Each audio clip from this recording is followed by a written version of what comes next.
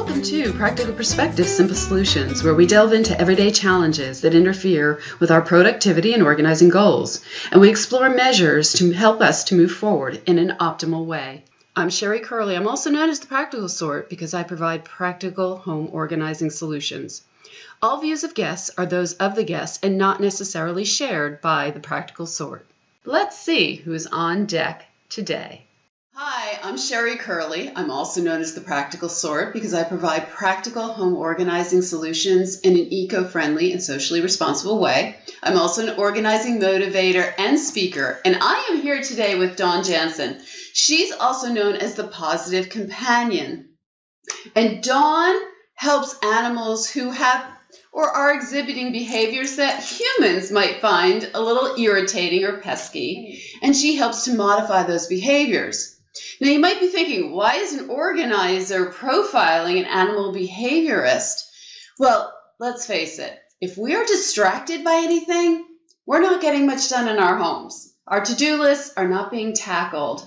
And I think dogs, and you can correct me on this if I'm wrong, can sense our frustration and our stress. And the vice versa is also true. We get frustrated and tense by the behaviors they're exhibiting. And so what we want to do is kind of take that off of our plates by modifying those behaviors. And what I love about this is you have a very special technique that you're going to be sharing with us. And why don't you tell us a little bit about it, Dawn? So the technique that I use is called the Tellington T-Touch.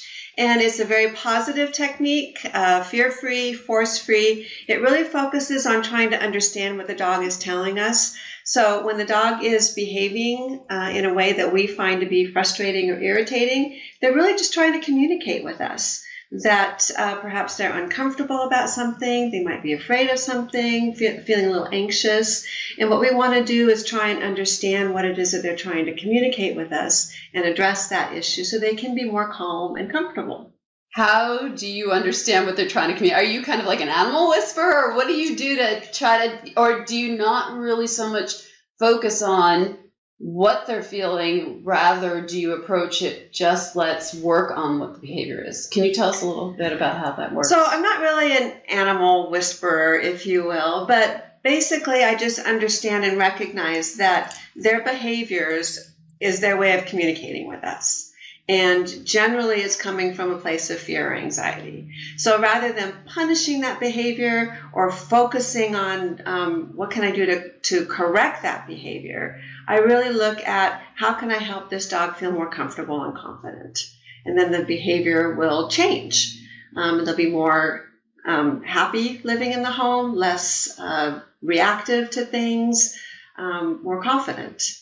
So there are a number of things that I do to help them with that. One of them is the touch part of the T-Touch. Okay, let's take us through that. So the touches are gentle little touches where I'm actually pushing the skin around and helping the dog feel a little more relaxed. So it's not like massage, so I'm not doing a heavy touch. It's just a really light touch, pushing the skin around, and it's working on the nervous system.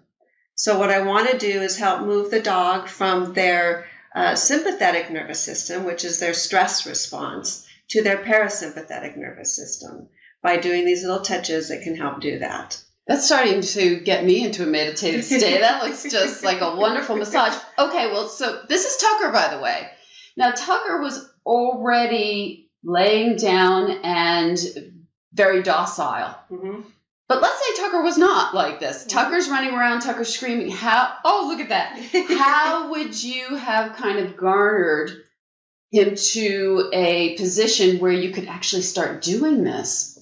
So I would probably start with a touch that's a little more active to kind of meet his energy level and slow him down. So not all the touches are circular touches. Some of them are stroking touches. So this is what we call the zigzag touch. So I might do the zigzag touch a little bit at a faster pace to meet his energy level and then slow it down to help bring his energy level down a little bit. Okay. So if you hadn't met Tucker before, I don't imagine you could even start with that. How would you start with an animal that you've never even met before?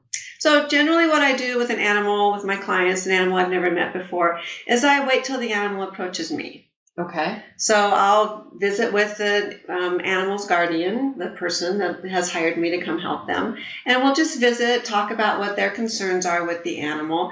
And I might be, looking at the animal every now and then, have my hand down here and wait for the animal to approach me. And then I can maybe start doing just a few little touches on the dog to help him start to recognize that I'm not going to hurt him, and I really want to work with him to help him be more calm. Have you ever had an animal not come over? I have.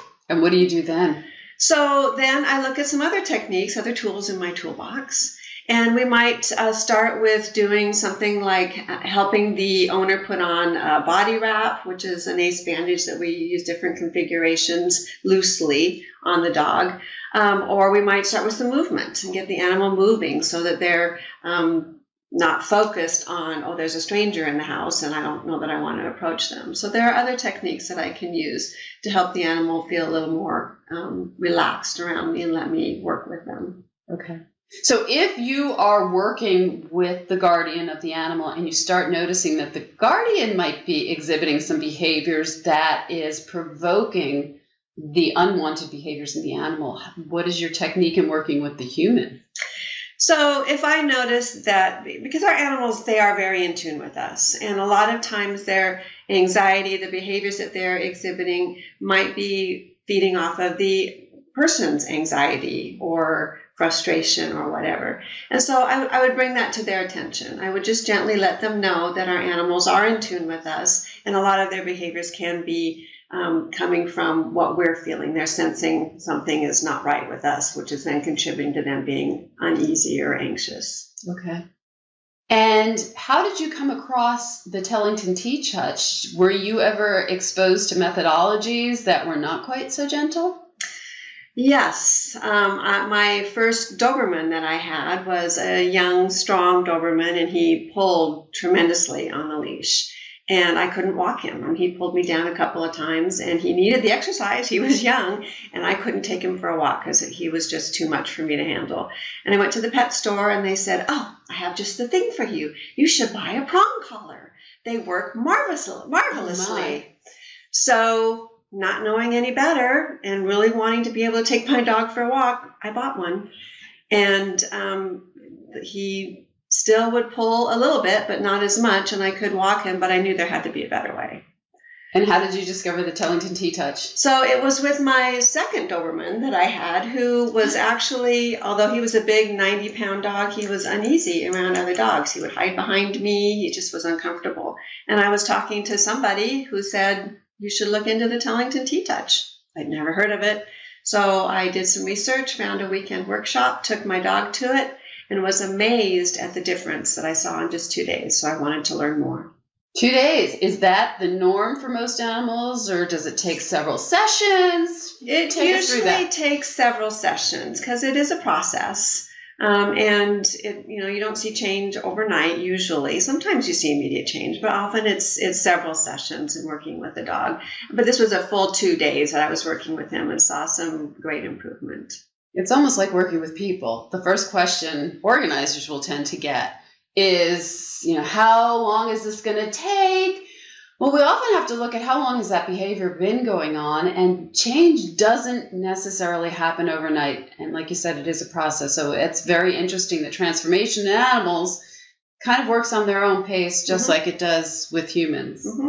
Well, it's habits that they've developed. They've learned that if I bark at something, it goes away. So I'll keep barking and things will go away. We have to change that habit just like we do with people. That makes so much sense. Are there any final words that you would like to share with our viewers?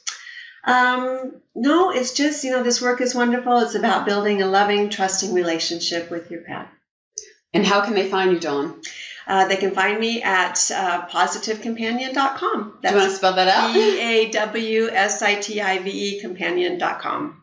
And you can find out more about me and my organizing services at Sherri at thepracticalsort.com or thepracticalsort.com. Again, my website is thepracticalsort.com, and you can reach me at Sherri, SHERRI, at thepracticalsort.com. And thank you so much, Dawn. And thank you, Tucker, for being a wonderful guest. Thanks.